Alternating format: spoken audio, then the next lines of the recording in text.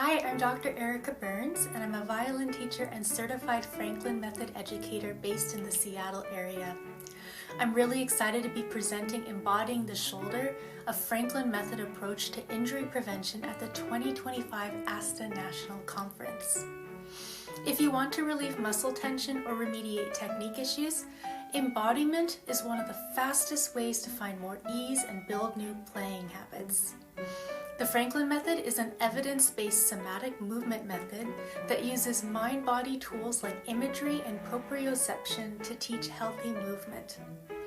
In this session, we'll explore the anatomy and biomechanics of the shoulder girdle and kinesthetically experience how we make music from the inside out. You'll also learn some of my favorite Franklin Method exercises to relieve sore muscles and imagery cues to help your students play with more ease. Visit astastrings.org to learn more and register, and I look forward to seeing you there.